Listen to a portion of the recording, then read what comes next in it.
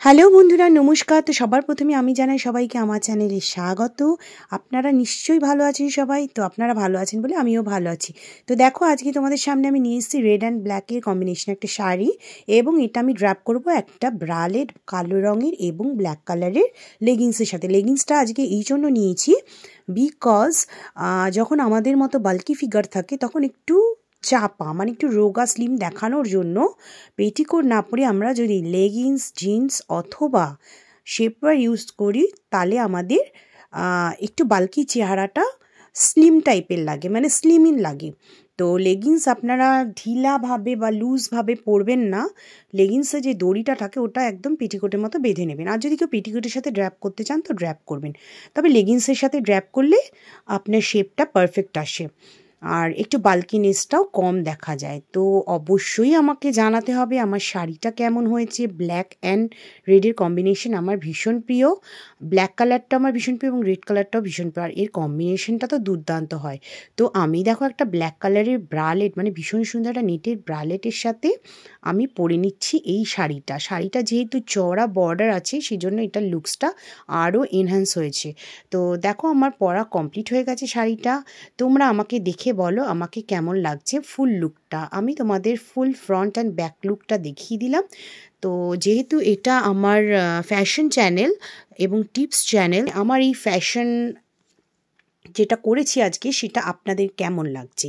তো আজকাল তো সবাই ব্রালেটের উপর শাড়ি পরেই থাকে, এবং যারা ভালো করে ব্রালেট ক্যারি করে শাড়ি পরে চলতে পারে তাহলে তো কোনো প্রবলেমই নেই তাদের। তো বন্ধুরা বলতে হবে আমার আজকের লুকসটা কেমন গেছে। ব্ল্যাক অ্যান্ড রেডের কম্বিনেশনের শাড়িটা কপালে, মানে হেয়ারের সামনে আমি পরে নিয়েছি টিকলি। তো এটা টিকলি নয়, এটা আমার একটা ইয়াররিংস। তো তোমাদের সাথে একটা টিপস শেয়ার করবো না সেটা তো হতে পারে না। তো চলো টিপসটা কি বলে দিই। টিপসটা হচ্ছে আমরা নিজেদের হেয়ার কেয়ার কীভাবে করতে পারি। মানে চুলটা কারো, যদিও আমার বড় চুল না, বাট আমি জানি একসময় আমার বড় চুল ছিল, বাট আমার দুটো বাচ্চা হয়ে যাওয়ার পর চুল যেহেতু উঠে গেছে সেহেতু আমি শর্ট হেয়ার করে দিয়েছি, কারণ চুলের যত্ন নিতে পারি না। আর যাদের লং হেয়ার, যারা চুল বড় রাখেন, তাদের যত্নের জন্য কি করবেন চুলে, তো আপনারা নেবেন নারকেল তেল। নারকেল তেল একটা লোহার কড়াই হলে ভালো হয়, লোহার কোনো পাত্র হলে ভালো হয়, নইলে অ্যালুমিনিয়ামের পাত্রে করবেন। নারকেল তেলটা নেবেন পরিমাণ মতো, তার মধ্যে দেবেন 1 চামচ মেথি, 1 চামচ কালো জিরা থেতো করে, মানে হাম্বুল দিস্তায় থেতো করে ওর মধ্যে দিয়ে দেবেন, দিয়ে ভালো করে ফোটাবেন। নারকেল তেল এবং কালো জিরে এবং মেথিটাকে আপনারা ভীষণ ভালোভাবে ফোটাবেন, আবার পুড়িয়ে দেবেন না, মানে মোটামুটি একটুখানি ফোটালেন যাতে নির্যাসটা আর কি, কালো জিরে এবং মেথির নির্যাসটা নারকেল তেলের মধ্যে চলে যায়।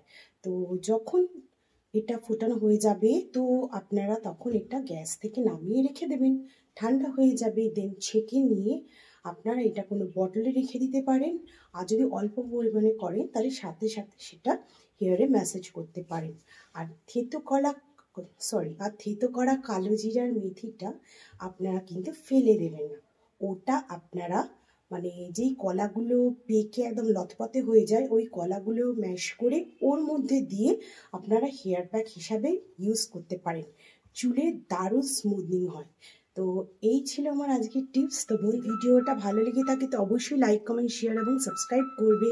তো আজ এই পর্যন্ত, আই লাভ ইউ। আর আমাকে এই ব্ল্যাক ব্রালেট এবং এই শাড়িটায় কীরকম ব্ল্যাক অ্যান্ড রেড কম্বিনেশনে কেমন লাগছে সেটা বলে দেবে। তো টাটা, লাভ ইউ অল।